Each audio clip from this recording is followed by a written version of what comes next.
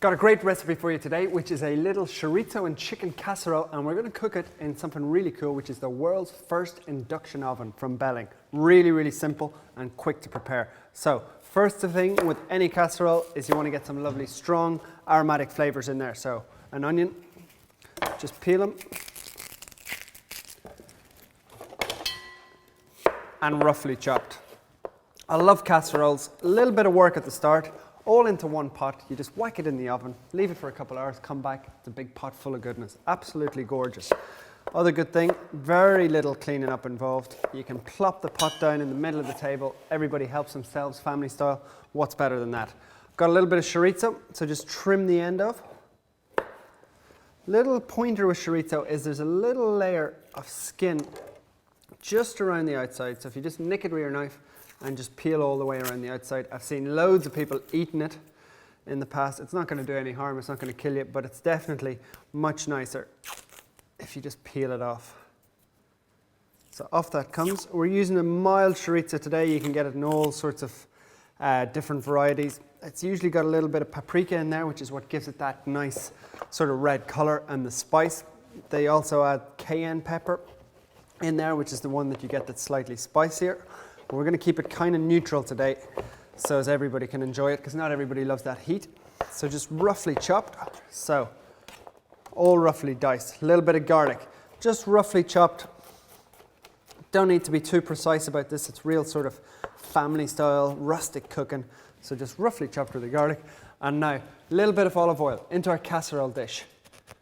Quite a generous amount of that, and we're just going to sort of pile it up to sort of a medium to high temperature and brown off all of these lovely fragrant ingredients. So in those go.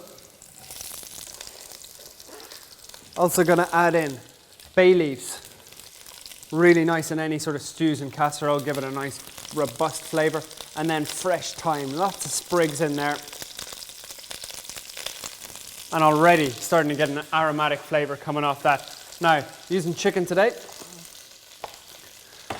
Going to keep it sort of nice sized pieces so that it doesn't break down and get too overcooked in the cooking process. Nice big juicy chunks of chicken in there by the time it's cooked.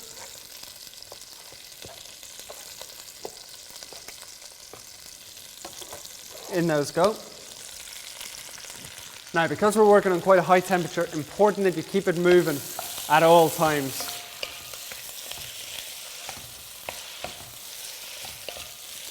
Just looking for that nice brown caramelized color to the meat. Now, lovely brown color starting to come onto that chicken. Next thing that we're going to add in, a key ingredient, is a little bit of smoked paprika. Going to give it a lovely red color to it, lovely smoky flavor to it as well. Very important that you don't leave it at this stage. Keep stirring it constantly. And you want to cook those spices out. A lot of people put the spices in, don't cook them out. You want to get that nice cooked texture coming off it, because if you leave it raw, you're still going to have a little tiny bit of a grainy texture. So you can see lovely red, deep colors. And once that starts to cook out, we can add in our chopped tomatoes.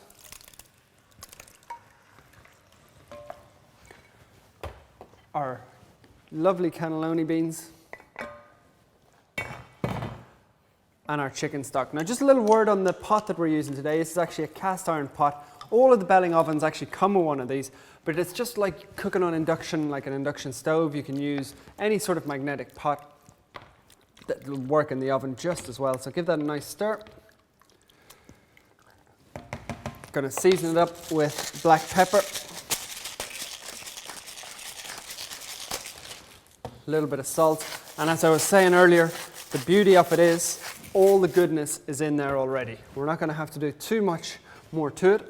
Now we're just going to pop a lid on that. We're going to pop it into the induction oven now. It's not actually any faster, but what it does do is it conserves up to 50% more energy. So we're going to pop that in for about 90 minutes to 2 hours, just so it stews away nice and slowly.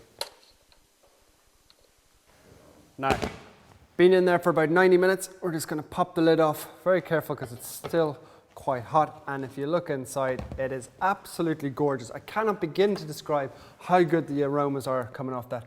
I gave it a stir a couple of times during the cooking process, and you can see it's absolutely delicious. It's a meal in itself, minimal work during the cooking process. All the hard work was done beforehand.